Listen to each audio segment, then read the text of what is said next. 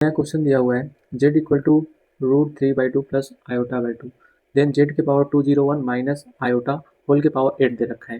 ठीक है, तो इसको सॉल्व करने के लिए हम लोग पहले z को ट्रिग्नोमेट्रिक फॉर्म में लिख लेते हैं। तो z बराबर हमारे यहाँ पे है √3/2 को लिख सकते हैं cos π/6 प्लस आयोटा साइन π/6 लिख सकते हैं। और हमें यहाँ पे z के पावर 201 फाइंड करना है, 201। तो हम लोग क्या करेंगे, यहाँ cos π/6 प्लस आयोटा साइन π/6 फिर होल के पावर कितना 201। अब डी मोवर थ्योरम से हमारा पावर एंगल में मल्टीप्लाई हो जाएगा, cos 201 into π/6 plus iota sine 201 π/6। अब इसको थोड़ा सिंप्लीफाई कर लेते हैं, इसको हम लोग लिख सकते हैं 32 pi plus 3π/2 plus iota sine 32 pi plus π/3π/2। यहाँ से हमें मिल जाएगा cos 3π/2 प्लस आयोटा साइन 3π/2।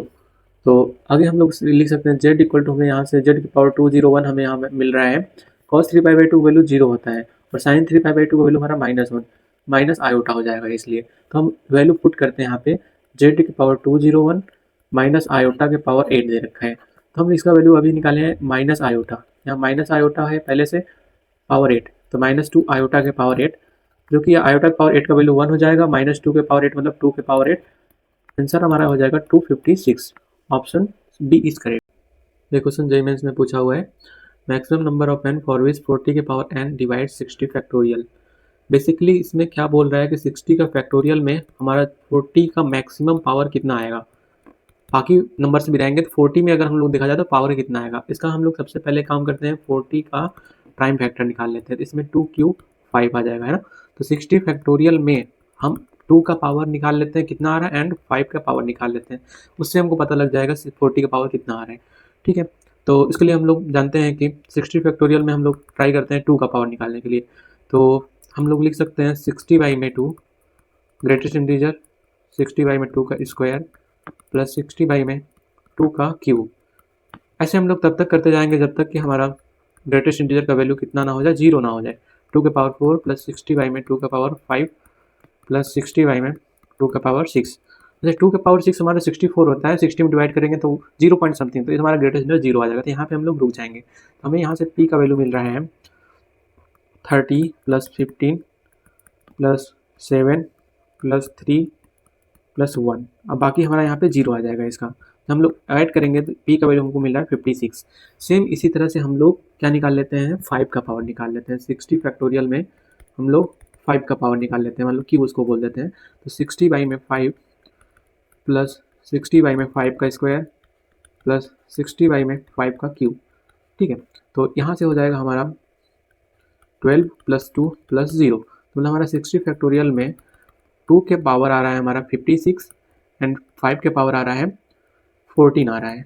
तो इसको हम देखो लिख सकते हैं 2 के पावर 3 इंटू 5 के पावर 5 होल के पावर देखा जाए तो हम लोग 14 लिख सकते हैं, और हमारा 2 के पावर 14 यहाँ पे बच जाएगा। तो हमें यही तो पूछा था कि 40 के पावर कितना मैक्सिमम मिल सकता है, तो यहाँ से 40 के पावर मैक्सिमम हमारा 14 मिल रहा है। ठीक है, तो n इक्वल टू कितना हो जाएगा 14। It is the final answer. तो ऑप्शन बी इज करेक्ट। में यहाँ क्वेश्चन दिया हुआ है, जेईई मेंस 2026 में 21 जनवरी को आया हुआ है। दिया हुआ है कि कोई हमारा कंसीडर अ सेट, कोई सेट दे रखा है हमारा, सेट में 1 से लेकर 50 तक, मतलब नेचुरल नंबर हमारे यहाँ पे है। ठीक है, where m n belongs to set S। ठीक है, p is the number of ways such that 6 के पावर m प्लस 9 के power n is divisible by 5। ठीक है, यहाँ बोल रहा है कि 6 के पावर m जो है प्लस 9 के पावर n जो है डिविजिबल बाई 5। ठीक है, अच्छा ये हमारा डिविजिबल बाई 5 कब होंगे ये देख लेते हैं एक बार के लिए ना। तो क्या होगा ना कि 6 को हम लोग लिख सकते हैं 5 + 1 के पावर m प्लस 10, 9 को लिख सकते हैं हम लोग 10 - 1 के पावर n।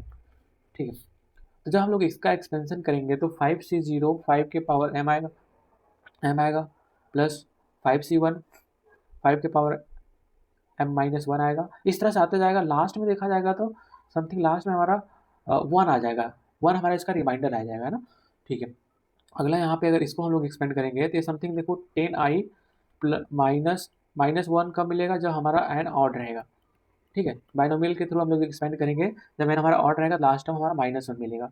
और 10i +1 मिलेगा जब हमारा n क्या होगा, इवन नंबर होगा, ठीक है। तो अच्छा हमें ओवरऑल को क्या होना है, 5 से डिविजिबल होना है, तो हमको n क्या लेना पड़ेगा, n हमारा यहाँ पे ऑड लेना पड़ेगा। ऐसा क्यों करना पड़ेगा, क्योंकि यहाँ 1 रिमाइंडर मिल रहा है, तो यहाँ -1 रिमाइंडर मिलेगा, जो कि कैंसिल होकर 0 हो जाएगा, ओवरऑल हमारा 5 से डिवाइड हो जाएगा। तो मतलब m हमारा m तो हमारा कुछ भी नंबर हो सकता है, ऑलवेज हमको 1 रिमाइंडर मिलेगा। तो m हमारा क्या हो जाएगा, सारे नंबर ले सकते हैं इसमें से 1 2 3 अप टू कहाँ तक, 50 तक, ठीक है। m टोटल नंबर ऑफ, अगर हम m के कितने पॉसिबल नंबर हो सकते हैं, 50 नंबर हो सकते हैं। n के कितने होंगे, सारे ऑड नंबर इसमें से 1 3 5 7 अप टू कहाँ तक जाएंगे, 49 तक जाएंगे। तो यम सेलेक्ट करने का तरीका हमारा टोटल कितना है, 50 है, और n को सिलेक्ट करने का तरीका कितना है, 25। तो हमारा टोटल कितना आ जाएगा, 1250। ये किसका वैल्यू आया, क्वेश्चन में बोल रखा है p is the number of ways such that इतना डिविजिबल बाई 5। इसके इक्वल टू हम लोग क्या रखेंगे, p, हमको p का वैल्यू आ गया है। चलो ठीक है, इतना हमने सॉल्व कर लिया। आगे बढ़ते हैं, आगे क्वेश्चन बोल रहा है कि q is the number of ways in which m plus n is the square of a prime number।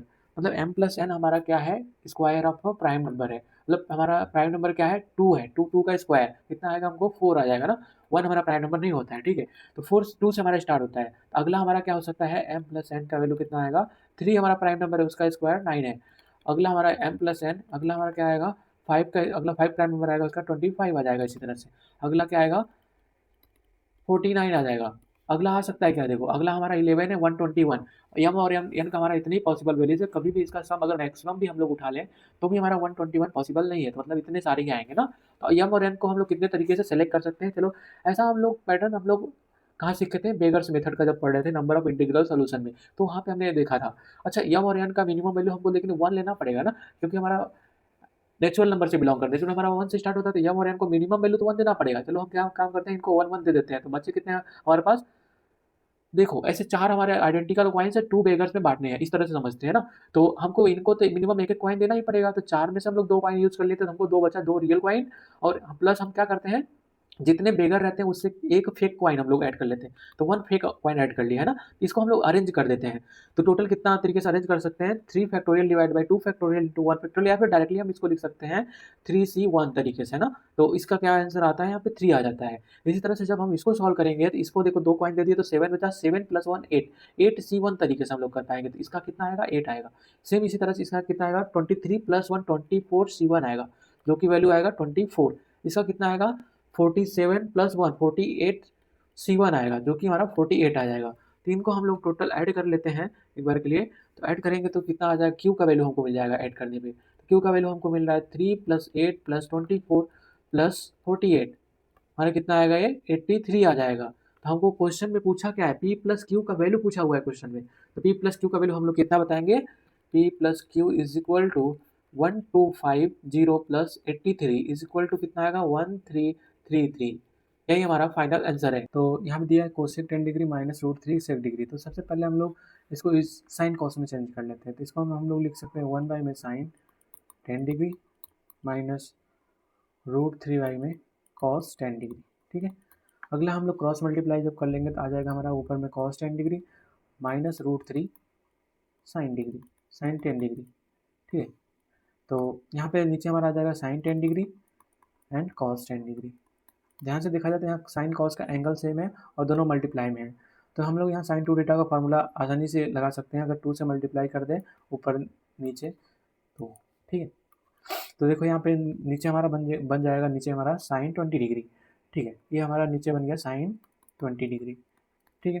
तो ऊपर हम लोग देखो यहाँ पे कॉस 10 डिग्री का देखा है, √3 साइन 10 डिग्री दे रखा है। उसको हम लोग क्या काम कर सकते हैं, ऊपर में हम लोग 2 से और नीचे 2 से मल्टीप्लाई एंड डिवाइड कर लेते हैं। देखो यहाँ पे हो जाएगा 1/2 में कॉस 10 डिग्री -√3/2 साइन 10 डिग्री, ठीक है।